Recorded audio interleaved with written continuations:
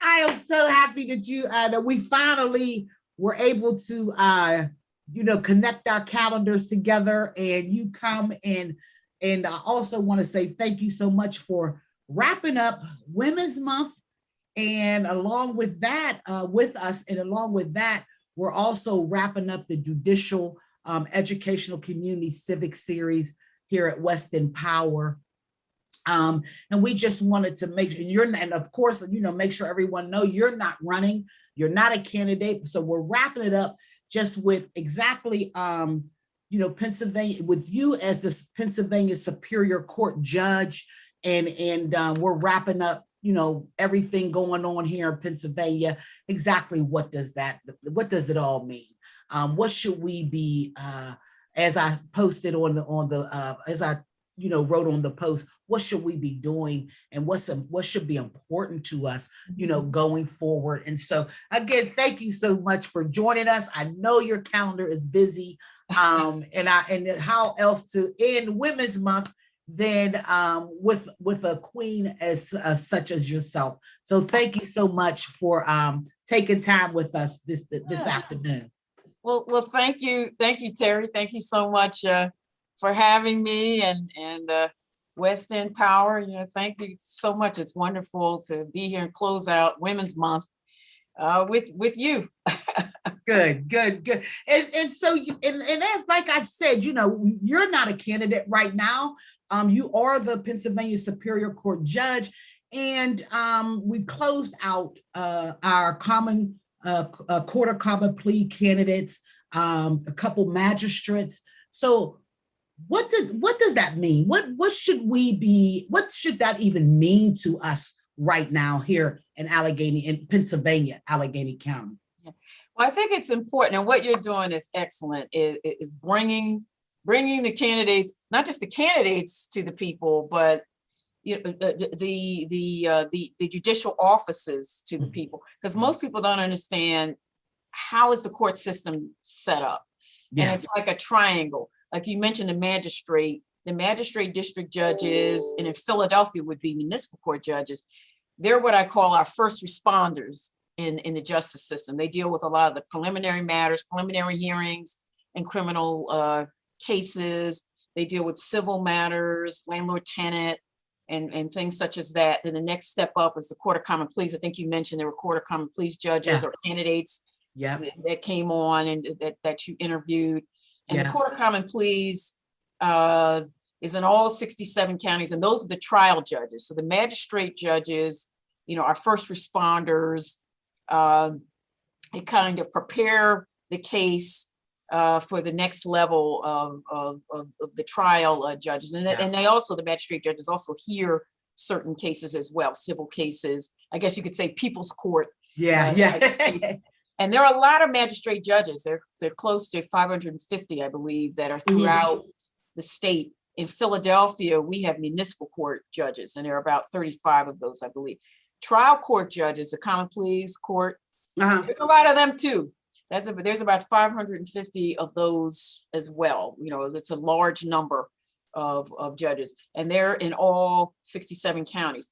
So it's called Court of Common Pleas because all of the trial matters come to the trial court. Criminal, civil, family, juvenile, orphans court hears matters dealing with estates, deceased people. Even when you're gone, judges, we're all up in your business, even if you're not here anymore. And also, that's the truth. Yeah, there's no escape. There's still fighting going on and matters to be resolved even when the person's gone. So there's an estate and there's disputes and things like that going on. And also conservatorships dealing with disabled people or people who, require other people to handle their affairs. And, there's disputes there. So as you can understand, the trial courts, that's why they call it common pleas, because it's all the range of issues, civil and criminal, the trial courts deal with. And their jury trials, which we all know, we've all gone to jury duty. There's jury trials, then there's non-jury trials. In other words, a judge decides, judge sits, a fact finder, as well as deciding the law. So that's how that works. The next level up is where I am right now, which is the intermediate appellate court. So we're above the trial court, but sandwiched right below the Supreme Court. So as a matter of right, appeals come to us from the trial courts to the Superior Court. We're the busiest docket in the United States. We take in about 8,000 appeals, roughly between 6,000 and 8,000 appeals per year comes through the Superior Court, because it comes from all the counties.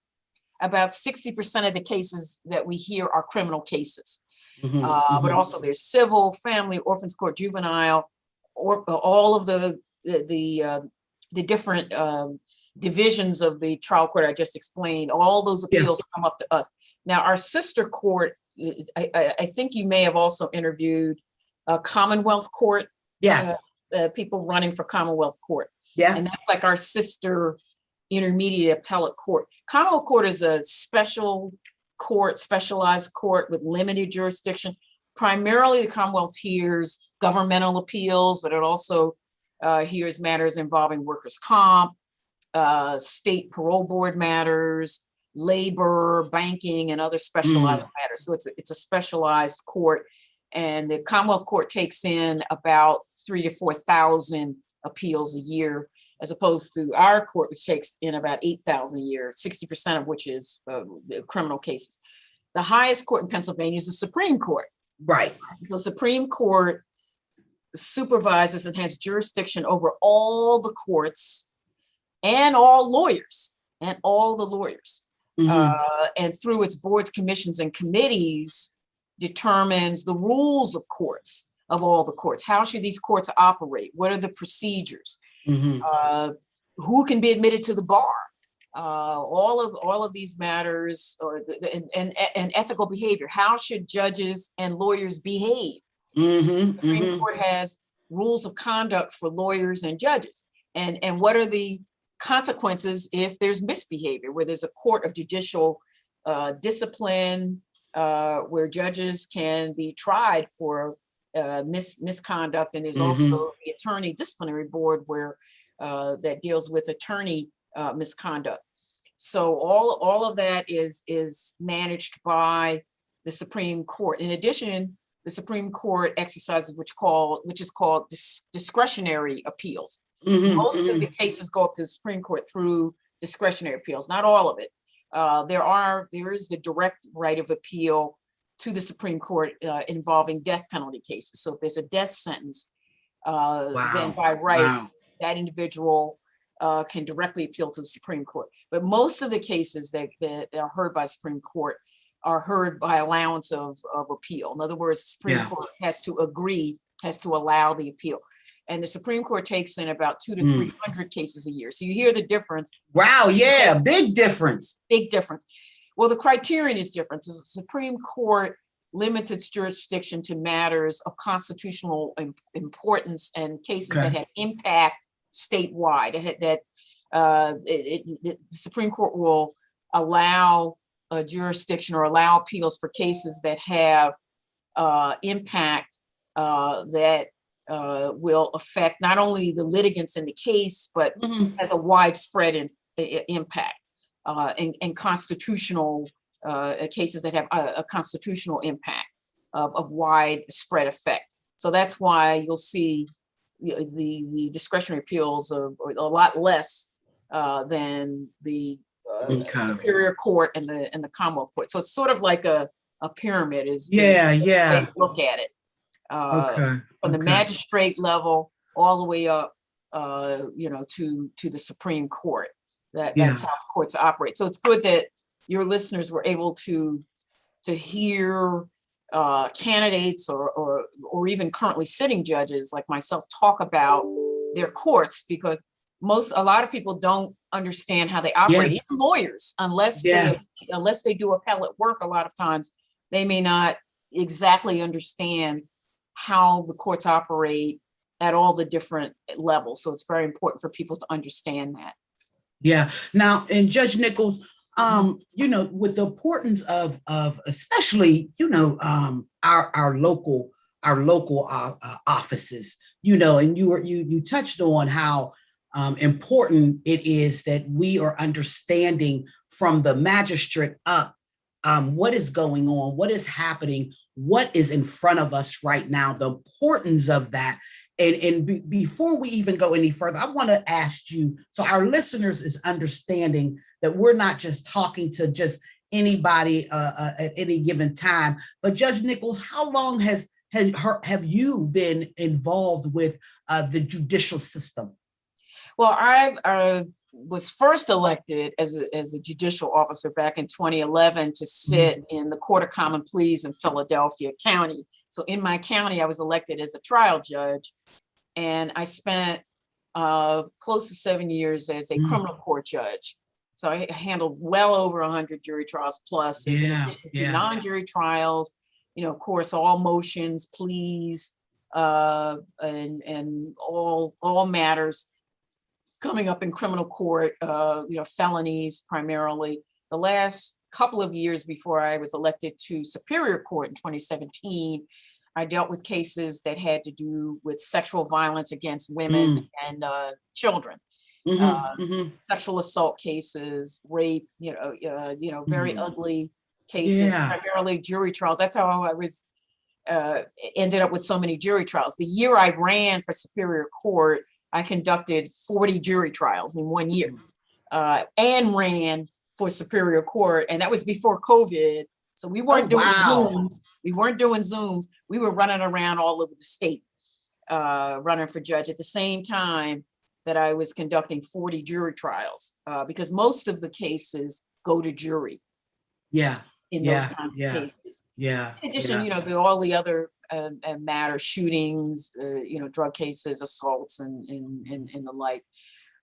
So my passion is criminal justice, and holding the Constitution to its promise of equal justice for all. So that's a matter that I'm committed to. Procedural justice, like you talk about, well, what, you know, people want to understand the criminal court system and what's going on and who's doing what at these different levels. But I think every person, regardless of their background, should expect from whatever judge they're in front of procedural justice. In other words, that every person coming to the court, regardless of their background, race, nationality, how they identify with gender, whether they're non-binary, gender, LGBTQ, what nationality, ethnicity, race, everyone isn't, or what their first language is, everyone has a right to expect that they will be treated with respect and humanity. Exactly. At all levels of the process. And they're not being dehumanized or treated as less than or being marginalized because of who they are. Everyone deserves a right to be heard in the court system. You know, there's a place in the proceeding where people can be heard, people that are accused of crimes as well as those that are victimized by a crime, so that they're respected, treated with humanity, given the right to be heard, that the judge's decision should be transparent and based on the rule of law and not outside influence, some kind of political agenda or bias or implicit or explicit bias based on who they are. You know, there's no place in our courts for implicit or explicit bias of any kind. People that are coming in. And the judges should be impartial and independent. That's why we're independently elected, because there's no room for politics in our court or any of these outside influences seeking to impact the decision. So everyone coming into the court has a right to expect that from every judge of the process, whether they're a magistrate judge or whether they're a Supreme Court justice. That's what justice is. That's what our Constitution guarantees. And a judge's primary responsibility, in my opinion, in my belief, is that we hold the Constitution to its promise of equal justice for all. In other words, when a person comes in, whether they're accused or whether they're victimized or wherever they are in the process, whether they're a plaintiff in a civil matter or a defendant in a civil matter, that that the constitutional principles are alive in the courtroom, that it's not just something we read in elementary school about the Constitution, but that the Constitution lives in the courtroom. And that is our primary, should be our primary mission as judges, wherever we are in the process. And I'm so glad that you brought that up, because Judge Nichols, so what right now, what the position that we are in right now is to choose 9 men or women, men and women, that is aligned with what you just, what we're just talking about, that everyone is treated equal, regardless of the color of their skin, their nationality, the language that they speak, whom they are in love with. Everyone should be treated or their religion, even, or their exactly. So now, and I want everyone to understand how huge that is right now, that we are literally, that's the power that we have right now, because I want to talk about, right now in Pennsylvania, we are 11 to 13% of African-American Black people in Pennsylvania. We are 11 to 13%. But can you tell us the population of incarceration of Black men and women in Pennsylvania, and how we should be demanding that our men and women that we are choosing recognizes exactly what we're talking about right now? Because it's a legitimate issue, no matter where people are on the political spectrum. It can't be denied that, that African Americans are 11 to 13% of the population. Yet, if you look at the latest numbers from the Pennsylvania Department of Correction, we're 46% of the people incarcerated within the Pennsylvania Department of Correction. Now, in some counties like Philadelphia, that number is even higher, where we're 50% of the population, but probably easily 80% above of the individuals incarcerated within the Philadelphia County prison system. So the disparity and the overrepresentation of Black people in particular, and people of color within our criminal court system, is a legitimate issue. And it's a legitimate concern that those of us that are involved need to address and face, and not act like, well, we don't know how that happened, or that's not our concern. Well, no, we need to be concerned about that. We need to answer those questions, because there have been studies to talk about the disparity of sentencing. That Black people in particular are sentenced more harshly than other groups, and are incarcerated longer. So that's why cultural competency, whether you want to call it cultural competency, trauma informed, sociocognitive competency, to understand poverty, because we got to understand within criminal court system, 70%, this is of all backgrounds, not just people of color, but 70% of the people that are justice system involved are represented by the public defender. Right. Exactly. 70%, and that's across the board. That's across not just only Pennsylvania, but across the country.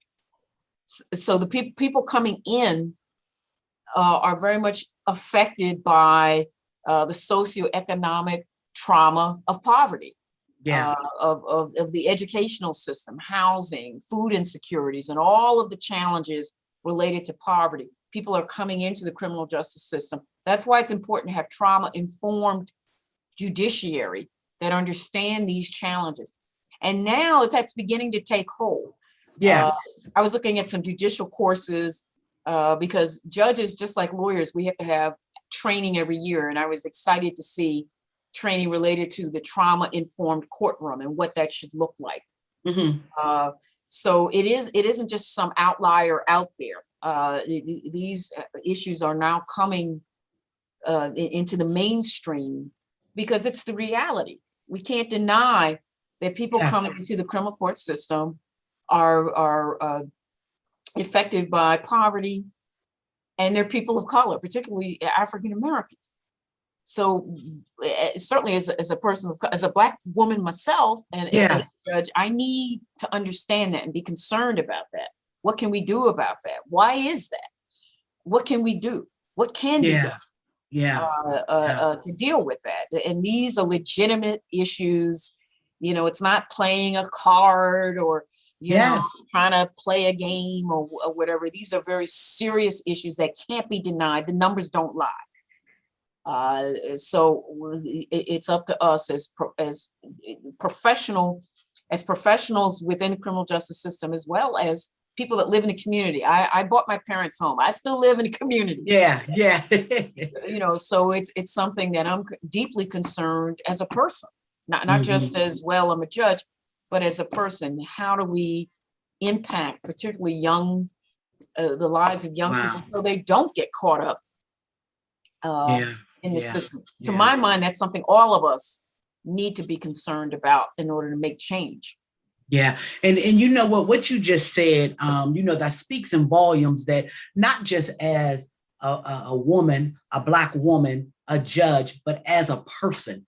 You know, this is something that we should all be concerned about, that the men and women that are ready to take these seats have the power to make change in this 46% of incarceration of one group, or like you said, if we're talking Philly, we may be even talking even higher percentages of a state that is 11 to 13%. That's mind-boggling. That's mind-boggling, but it's exactly what's happening. It's exactly what's real. And I also want that everyone listening to also know that, please know that, you know, just because someone is of color does not mean that they is of the right thing. So we want to make sure that, you know, just because we are talking the injustice that's going on with the Black community, the community of color, the LGBTQ plus the religious communities, that just because they are a person of color does not mean that they are a person of just. So we want to make sure that we are keeping that in front of us. We are making sure that we know what we're talking about when we are, you know, doing our research and voting these men and women in, you know. So thank you so much for that. Thank you. And I want to ask you, because I don't know if we touched it today, but I know you and I on another occasion we were talking, you know, we talked about restorative justice. And Judge Nichols, can you tell us, what does that mean? What should we know about the meaning of restorative justice? Because we hear a lot of times criminal justice reform, not umbrellas as big as the sky. You know, so when we talk about restorative justice, what does that mean? What should we know about that? Well, the idea behind restorative justice is to understand. It's almost like repair. You know, you see it as repair. There's an understanding that crime, it causes harm. So the idea of justice, not only punishing the offender, but also repairing the harm. And that's why you'll hear about some aspects of restorative justice facilitate, say, a meeting between the offender and the person who's been convicted, as well as the person that was victimized. You know, when it's appropriate. You know, all parties have to agree, and you know, sometimes that's workable and sometimes it isn't. And the idea is to try to restore all people that have been involved in this act or action which caused harm. You know, the person that was victimized, as well as the person that committed the act as well. So the idea is to be restorative and to have transformative. The idea is to have transformation, not just A committed you know, this act, and therefore we punish A, and that's the end of it. So that's the idea of it. And some people are very much on board with this concept, and some are not. I know some district attorney's offices have, restorative justice team to try to facilitate that idea of repairing the harm that's happened, and trying to get accountability from the individual that committed the act, as well as trying to, because it's an idea. It doesn't always work, but the idea that the person victimized should be made whole, not just with restitution. We know about restitution. Restitution has been around a long, long time. That isn't new. But when a crime happens, there's more than just a financial loss when a crime occurs. Right. There's a physical component to it, an emotional, psychic component to it. Families, relationships are impacted. There are multiple layers and levels of harm that have happened, not only to the person victimized, but to the person committing the act as well, their families and all of that. So the idea is to try to facilitate. So it's a very broad idea of how do we, almost like a circle, how do we repair the breach that has happened here? And sometimes it works, and sometimes it doesn't. And it's up to whether all the parties want to participate in it or not.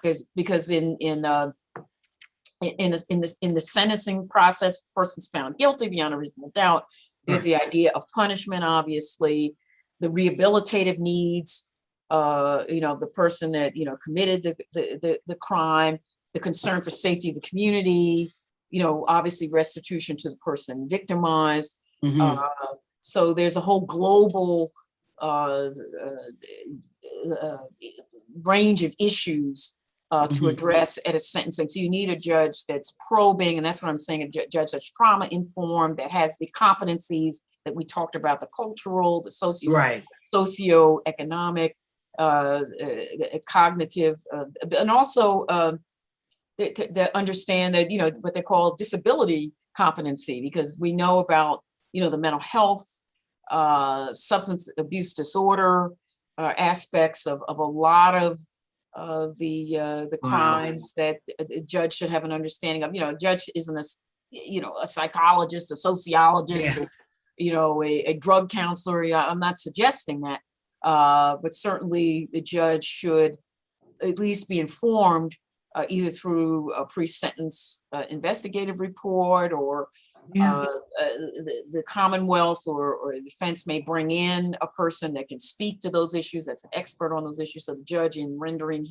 the decision, can have voices that have expertise in these areas. So it's not just, lowering the hammer, so to speak, but understanding each sentence should be individualized to address that particular case.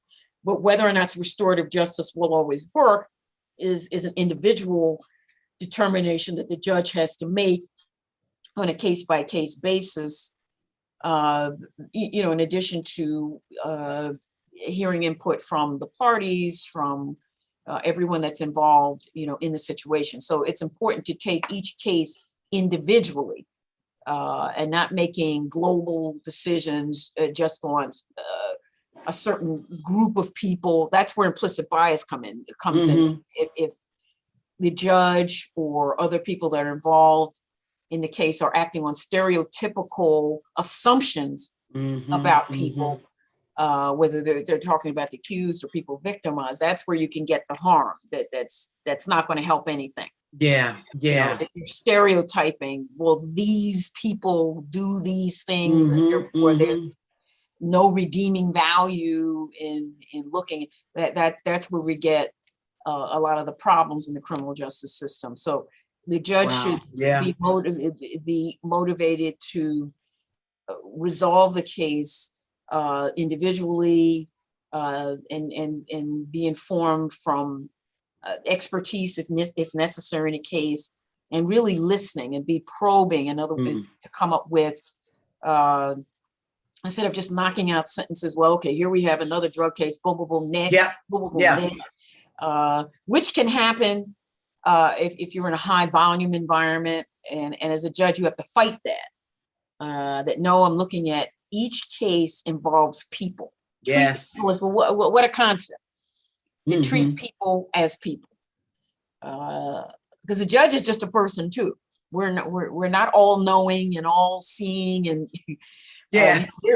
we're people. We're just people like everybody else. We're just people. A judge is just a person. And that judge has to understand, out of their humanity, I want to make the best informed decision that I can. We're not looking for perfection here. You know, the Constitution doesn't require perfection.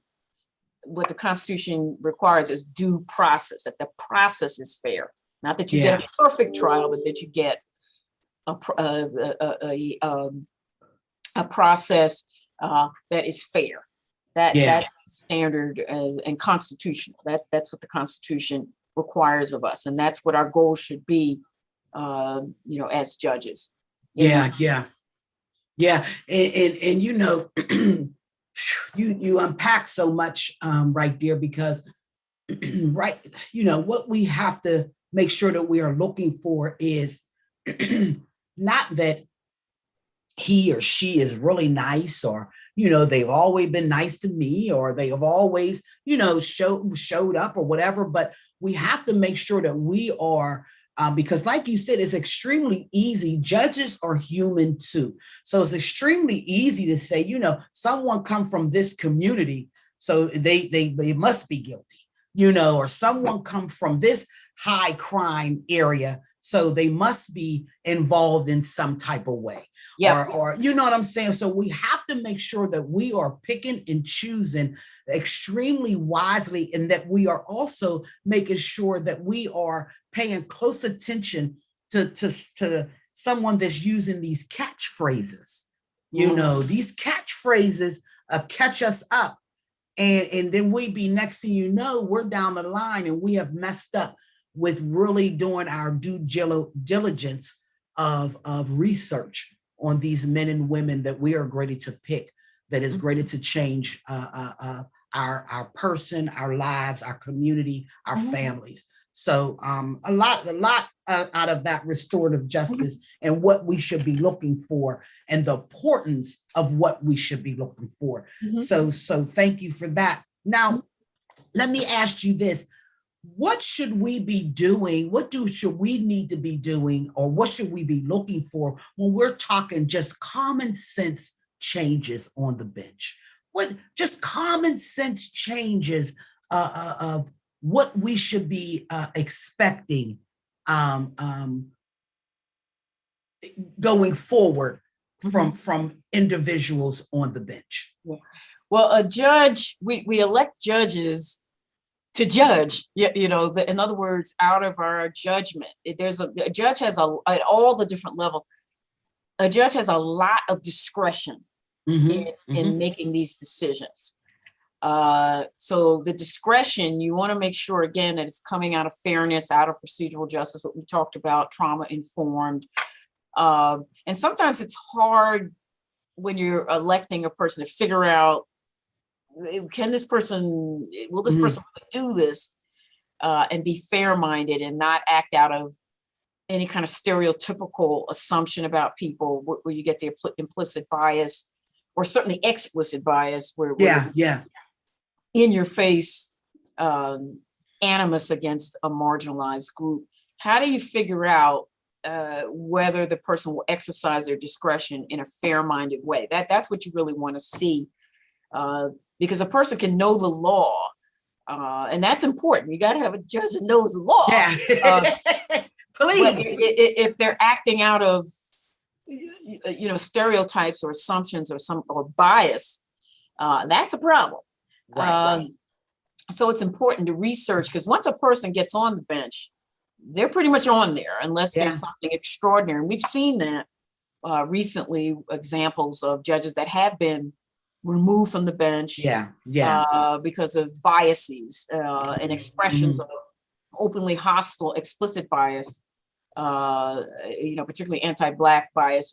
We saw a judge from your part of the state. That left, that ended up resigning from the bench. But how do we know up front with people that are coming in as candidates, everybody's saying the right thing? How do you know who is really going to get in there and be a fair-minded person? Like I said, because nobody is perfect. So many mistakes. But the most important thing, are they fair-minded? Are they acting out of a sense of justice? To me, that is the number one trait that you want from a judge. Seeking justice. A judge that seeks justice. Understanding the law, of course, knowing the law. Led by the law, and not any unfair biases. You really have to research, the person's background, and the bar evaluations do help, where they've been vetted in some format. And I think if a judge is coming to courts and finding out, about the cases involved, because in adult court, not so much for juveniles, but in most adult courts, they're open. Courts are open. So anybody has a right to come in and hear and see a case, to see how decisions are made. Certainly opinions are written that people can look into. So a lot of it means you have to do some research. Find out about folks. Before they ascend to the bench. If they're a lawyer, they worked at a certain agency, or they worked in a firm, can we find out, about this person's courtroom work, to see whether or not, they have that fair-minded, seeking justice mentality in approaching cases, that we want, and know the law. It takes research. There is no one answer. As on many of these Zooms, and I get bombarded with, we don't know who these people are. How could we possibly make decisions? The information. I said, well, the information is not being hidden. Like I said, there are evaluations. There are bar association evaluations. Where does someone get that from? Where does someone get the bar evaluations from? Now now for the appellate judges, the Pennsylvania Bar Association posts its evaluations publicly. Okay.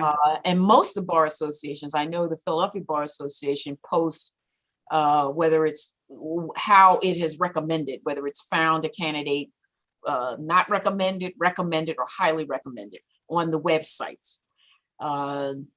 In nonpartisan groups like the League of Women Voters, or the Committee of 70, Common Cause. Now they may not rank or rate candidates, but they certainly provide information about the background of a candidate, where they worked, this and the other, and certainly information. It may take some digging to do some research. But that's a question that I'm always at. How do we find out? How do we find out? And some candidates may opt not to participate in some of these bar evaluation processes. That's telling right there. If a candidate opts not to participate, but it may take some digging. There are a lot of forums, I know which you've been involved in which candidates come and they can be questioned, about their values. Because as I always said when I was on the campaign trail, judges don't approach the bench in a vacuum.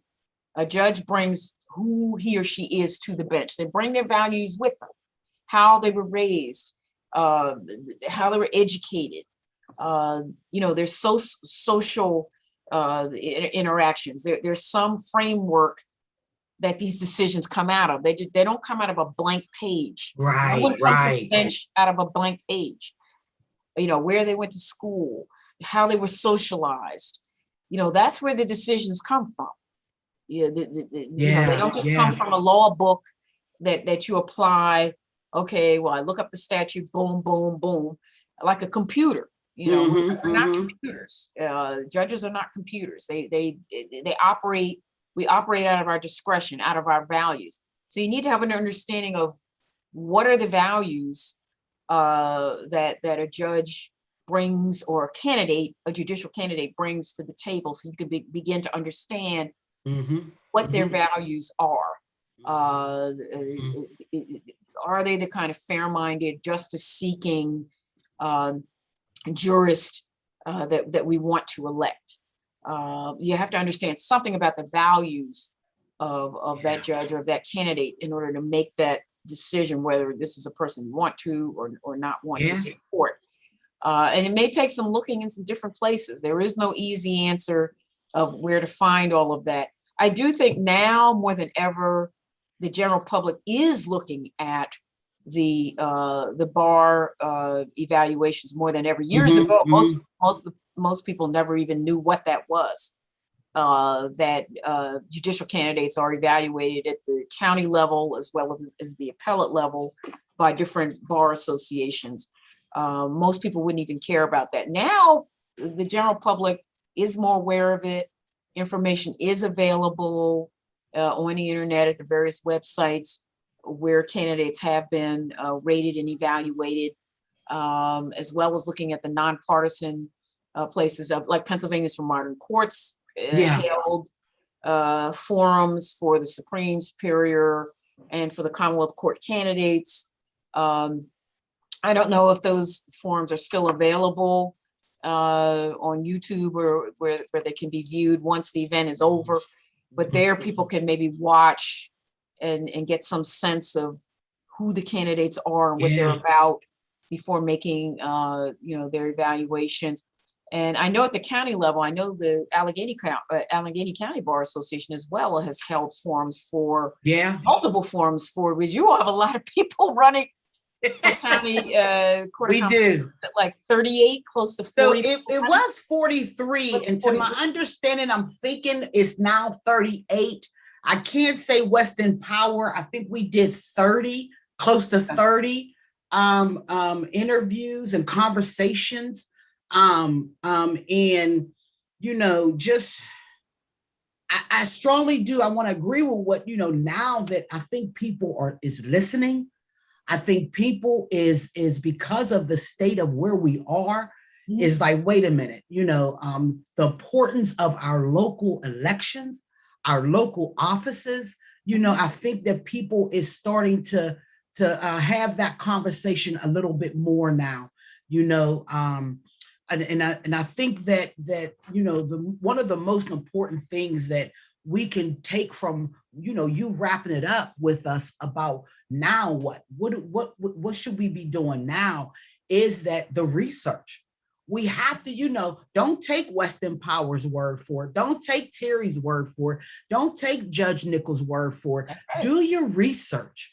We have to do our research and I want to ask you before we start to wrap up, now being now that all that you just gave us, that where we can all the avenues that we can get information about people, our men and women that we are graded to choose to sit on these seats, all the way from the magistrate level on up. I want to ask you, even now today, if someone is listening and they're still, with I don't vote in that election, or, what's important to them is the presidential election, or that does not concern me, so I don't vote in that, or, that's not for me. What would you say to that person or people that that may not even get involved with this upcoming May 18th election? Well, as I always say, and I'm not just saying this because I'm a judge, but a judge is one of the most powerful and compelling elected officials in your life. I mean, like I said, a judge can order someone's children be taken away. Yep. And not only that, order the termination of parental rights, can order the incarceration of an individual to change the entire trajectory of their life, determine that a contract is valid or not valid, which could have huge impact financially on an individual or on a company. And like we were talking about orphans court, even when you're dead, a judge can determine. You can't even get away from a judge when you're dead. A judge can determine what should happen with assets of an estate, or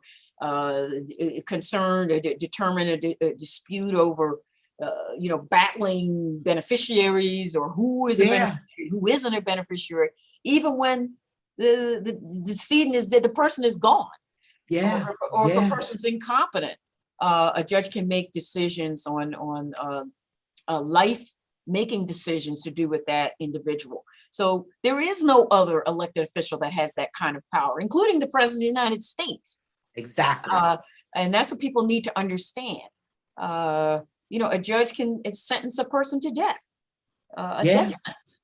And certainly a president has, certainly powers to do that, but people don't think that of that kind of local elected official having that kind of power. I mean, there is no other local elected officials, not a mayor, not a council person, not a congressperson that has that kind of wide-ranging discretion to affect and impact people's lives, and not only their lives, but their families, even when they're gone. We need to take judges seriously. We need to pay attention to who we're giving our vote to. Who are we giving this awesome power to have such an impact on people's lives and their affairs, every aspect of their lives. So that we have that power in Pennsylvania. We have that power in our hands as voters, right? To determine who we're going to give this power to, who we're going to put in these seats, and empower to make those kinds of life-changing decisions. So we need to pay attention. The criminal justice aspect gets a lot of attention and it should, because of the impact, particularly in our community. But it's not just criminal justice, it's civil, it's family, our youth, juvenile, our seniors, if they become incompetent in their affairs, come before an orphans court judge. You want a judge that is empathetic, that is trauma informed, that seeks justice, that's operating out of a sense of justice, that's not operating out of some kind of bias, whether it's implicit or certainly explicit. And we have to do our homework. There just is no shortcut. I wish, there is no magic wand I could wave that everybody could understand everything about everyone that's running, particularly in a hotly contested election, where there are 38 candidates fighting to compete for 8 seats. In Philadelphia, I think there are 8 seats, but I think this go round is 9. 6 seats. Is it 9? 9, In our case, I think there aren't 30, they're 26 or something. I think it's 26 and it's 8, I think. Something like that. Because I know when I ran in 2011 for 10 seats, there were like 43 or 45 people competing for 10 seats, which is normal in Philadelphia to have 4 lawyers competing for every seat. That's about the norm. So we have less this time, and it looks like Allegheny County is where all the action is. With all of the judicial candidates. So I can understand a voter is like, oh my God, I can't sit and figure that out, but you have to figure it out. That is your responsibility as a citizen. Otherwise, don't complain. Don't complain. Don't come here and complain. But this judge or this, how did this person get here? Because you fell asleep. We got to stay woke and do our homework, do our research to make sure that we're electing people that are about justice, that are fair-minded. We're not perfection now, because there's still people, but are going to be acting out of justice, that are going to honor the Constitution and the rule of law. That's who we want on the bench, whatever their background is, for that matter. Do we want diversity? Do we want people on the bench that look like us? Absolutely. because there is no other group of people. No one can dispute it.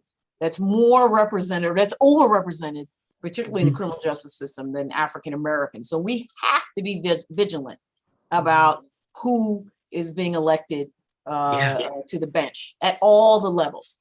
We have to be awake. We have to do our homework. We have to do our homework. Like you said, don't just take my word for it. Don't just do, I would tell you, I'm not all seeing, I'm not all knowing. I'm hoping that what I'm saying today will be a starting point, not the end all be all, but the starting point for your listeners to go out and do their own homework. Look at some forums. Maybe a lot of them have been recorded. They can, maybe watch some of these forums and look up, well, who's this and who's that and who's running. And then a lot of us are voting mail-in ballots. So it's not like we're standing and having the stress of having to make a decision, push the button. A lot of us have mail-in ballots. So we have time to do our homework, research, and then make the selection as a voter that makes sense to us. I'm certainly, as a sitting judge, I'm in no way political, and I would never tell anybody in any partisan way who to vote for, not to vote for. That's not my role as a sitting judge. I'm not political, but do your homework. I didn't say that as a sitting judge. It's all of our responsibility as citizens to do our homework. And make a decision that works for you. Not it works for me, but that works for you. And that's what we should be about. If you don't agree with me, that's fine. You don't have to agree with me. But do your homework. If listener doesn't get anything else out of this discussion, it's to do your homework. And hopefully my comments have been a starting point to lead people to do their own research and figure it out and vote for who they think will do the best job. Wow. And there you have it, ladies and gentlemen. We couldn't ask for more of how from you than your authentic self. Pennsylvania Superior Court Judge Carolyn Nichols. We cannot thank you. Thank you so much from West Empower, all of our listeners. We have a job here, folks. We have a job here, folks. And just like Judge Nichols wrapped it up for us today of what we should be doing, what we need to be doing, what we need to be listening to, the task of the homework that we have in front of us. It is our duty to make sure that we are doing all that we can to make sure that we are choosing. And she gave all the points. We talked about all the points. Please share the video. Please save the video so you can let someone else listen, because that's how important it is. We have people coming behind us that is looking towards us to make the proper, the right choices.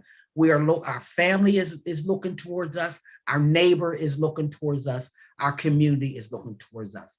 So we want to thank Judge Nichols, the Pennsylvania Superior Court Judge, for coming here at West Empower to end our judicial month at Women's Month here, with wrapping it up with what we should be doing now. What is our next action steps? So thank you so much. And if there's anything that you would like to say before we wrap this up, please do. Yeah. Remember, do your homework and vote. Don't sit it out. Yes. Yes. Do your homework and vote. Do not sit out the election, any election. We got homework in the primary, and you got business in the primary, you got business in the general. And you got to do your homework. No exceptions.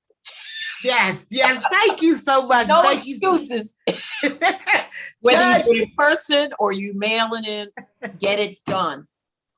Yeah, because that mail-in ballot, that mail-in ballot is a game changer, folks. It is a game changer. Please take the advice of Judge Nichols. We can't afford to no longer sit out. And please know that when we don't vote, we just voted. So we have to make sure that we do our homework, folks, and let's stay engaged because nothing changes if nothing changes. Thank you so much, Judge Nichols. We cannot thank you enough. I can't wait to catch up with you. Thank you so much for coming by. And I'm gonna come out the 412. Please do. Once I get fully vaccinated. Oh yeah, you haven't yet. Yeah. So me, my wife, me, my husband, and my mom, we are all vaccinated. Yes. So our house is vaccinated. I'm so happy. Yeah. So, and to I'm my working on it. I got good. one, but I got to get the other one out by, I think it's the end of this week. I'll have my second one, so that I'll be fully vaccinated, because I'm not going anywhere, certainly not traveling until I'm fully vaccinated. So yep, I'm going to come up to 412 and hang out. Doors wide open. Come on.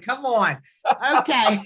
All right, folks. Thank you so much. Thank you for your time and educating us on wrapping it up on what we need to be doing. Thank you, Judge Nichols. Thank you.